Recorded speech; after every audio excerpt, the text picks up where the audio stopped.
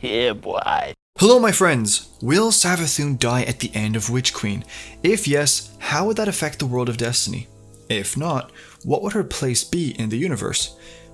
Sounds like a simple question with an obvious answer, but let's get into it.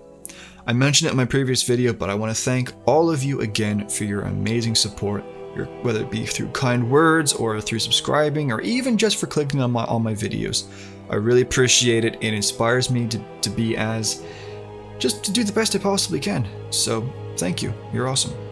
Okay, I can hear people screaming already, "Will Savathûn die? Tell me!" Okay, I got you, man. Don't worry, it's all good, okay.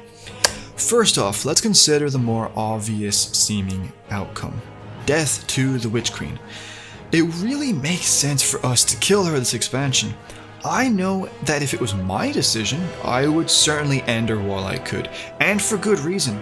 Savathûn represents, as Bungie themselves has stated, the greatest threat that we have ever faced. Would you want one of those just walking around? I know I wouldn't.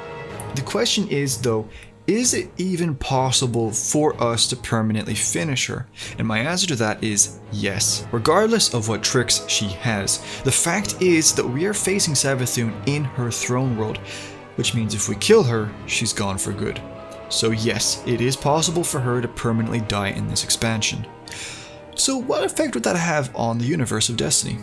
Hypothetically, if she was to die, I would say if Xivu Arath still lived, then that would make her the last of the three siblings still alive. If she dies before Savathûn, then I do believe the Hive will completely crumble and fall apart, and at the very least, they will disappear from the spotlight.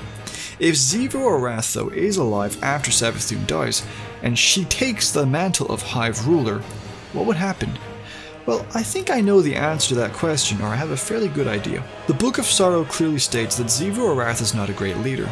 She will gladly allow someone else to take the reins if they know what they're doing.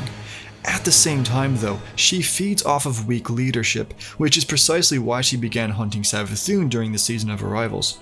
So would Xivu Arath lead the Hive? I think she would, but it is my opinion that unlike Savathûn, she would serve the will of the darkness. Now, back in the day, Oryx made it his life mission to follow the deep or the darkness and document its actions and study and observe its nature. And as a result of Oryx, all this knowledge was eventually passed down to his sisters. So as a result of Oryx, the two sisters were made very aware of the sword logic and the nature of the deep. Here's the thing though, ever since the collapse, it seems as though the Hive have had great freedom in their actions, apart from of course their obligation to their worms. However, when the Pyramid Fleet arrived in our system, it was clear from the lore that the fleet saw the sisters as mere children. This was the power dynamic, and I guess it still is the power dynamic in the relationship between these two factions. Long story short, if Xivu Arath lives after Savathûn dies, I do think she will serve the fleet if she isn't serving them already, seeing them as confident and powerful leaders. Okay. Now for the fun bit.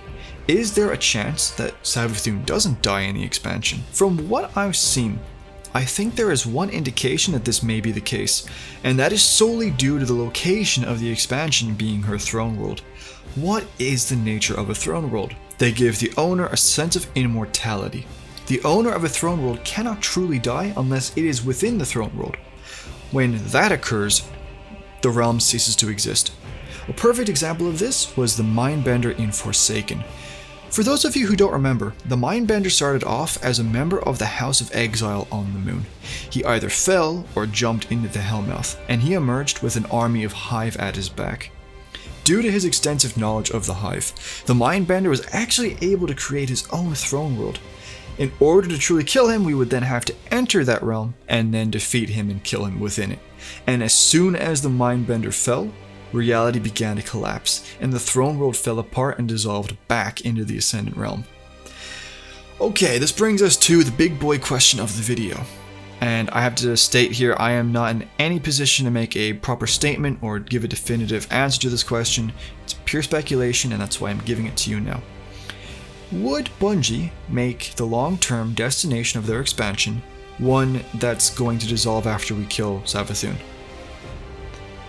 Is there a lore work around this that I don't know about? I mean, keep in mind that we're ignoring all the leaks, you know? What do you think? Does it make sense for Bungie to make a location that, according to the lore, is going to be dissolved after we kill Savathûn? I don't know. I'm not saying that she will be alive in the end, but like that is a question that's been bothering me ever since the reveal. Let me know what you think. I'm really curious to hear your thoughts. As for what this would mean, if she was still alive at the end of Witch Queen, well then there's two options really. If we defeat her and we don't kill her, she may ultimately join us. Do I see this happening? I really have no idea. It doesn't make sense at the moment, and I have long stated that I have seen Witch Queen as being the end for the Hive. But that was before I saw Acolytes doing triple front flips and doing blade barrages. If the Hive are somehow freed from their worms, then could they theoretically be redeemed?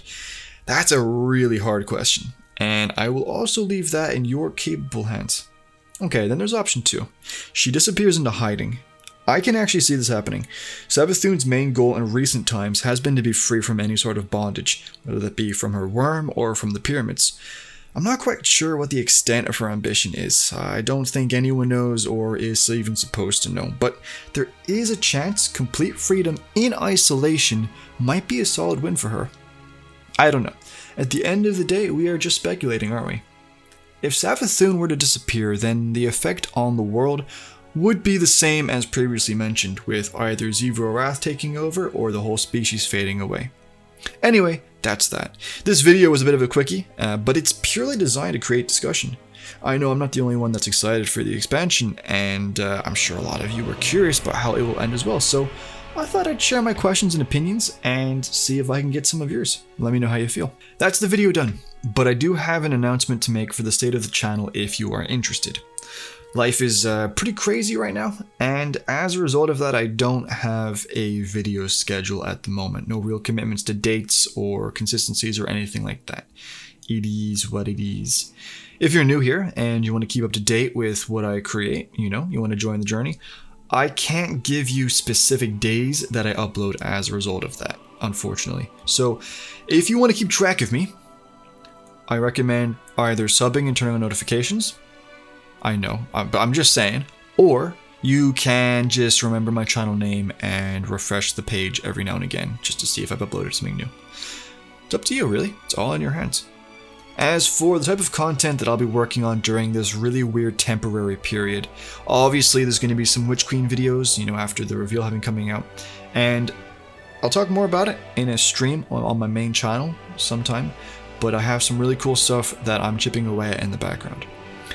Okay, just to be clear, by the way, everybody, this channel is still in the early stages of being created. I do plan on making this a long-term thing that I'm going to work on, so I've decided that if I do something permanently in any routine or anything like that, it needs to be efficient, I need to really enjoy it, and it needs to be something that people will like. So everything's going to be in motion, things will change until I'm happy with the identity and the routine of the channel, and once the channel is officially done, I'll let you know. Oh, by the way, I am reminded, I do have a second channel, Venextron with 2 eyes, Venextron the second, Venextron 2, whatever you want to call it. And there you will find stream clips from the main channel, and also you'll find editing streams. These editing streams have 2 purposes. The first purpose is it allows me to be as transparent as possible so that you know as soon as I start working on a video. And then that'll give I trust you can make an educated estimate as to when that video will be released then. At the same time, it's pretty chill. I have a custom chill playlist that I'm going to have in the background. You won't be able to hear me or anything. I won't be able to see. I think I'll have chat turned off. I don't know. And if you are working or you're studying, we'll both be working at the same time. So that'll be kind of cool. I don't know. I know that study streams are kind of popular these days. So yeah, that's the purpose for that. I'll have a link to my second channel in the description. And that's that. I hope you enjoyed the video. I've got more planned, and I will see you whenever I see you again. Take care, my friends.